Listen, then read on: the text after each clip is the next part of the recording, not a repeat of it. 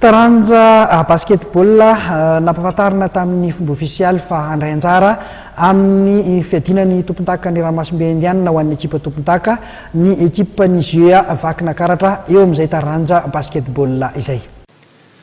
Noho ny faravan'ny ekipan'ny Sebam Boeny sy ny JCSA Analamanga izay nitanany larana voalohany sy fahatelo tamin'ny fiadinan'ny tompon-daka nasionaly taranja basket sokady NA vehivavy tamin'ny taompilalaovana 2024 dia nanapa-kevitra amin'ny Federasion Malagasy nyity taranja ity fa hampandray anjara ny ekipan'ny GEA vakina karatra izay nitanany larana fahaefatra amin'ny fiadinan'ny amboaran'ny Ramasimbe Indiana ho an'ny ekipa tompon-daka na ny CCCOI 2024.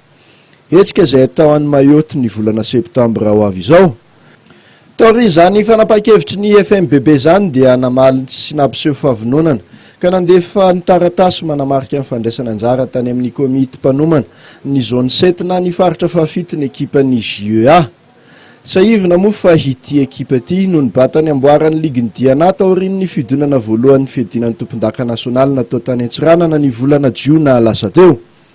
Nandritra ny fotoana nanambaran'izy ireo tamin'ny fomba ofisialy izany fandraisany anjara amin'ny CCCOI 2024 izany moa no nampatsiahivin'ny mpanazatra Anthony Andriamaolo ny lalana ny diavin'ny ekipa.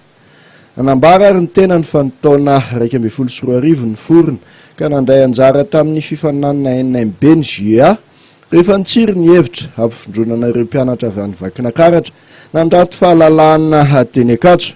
Ny taona 2024 sy 2024 dia tonga teo amin'ny dingan'ny ampaefadalan'ny fifananana nasionaly NA sokady vehivavy izy ireo.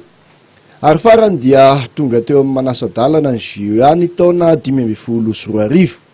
Nanamafy moa i Bayara Razafindralambo izay tale teknika eo amin'ity ekipan'ny GEA ity fa vonina anohatra ireo ekipa vehivavy aty amin'ny faritry ny Ramasimbe Indiana sy batany amboarany GEA. Lasa kosa nefa izy fa tsy ho mora ny hitady ny ety manana amin'izany fandehanana ny velan'izany. Manoloan'izany indrindra ary dia nanao antsoavo amin'ireo malala-tanana izy ireo mba hanohana amin'ny fandehanany any Mayotte.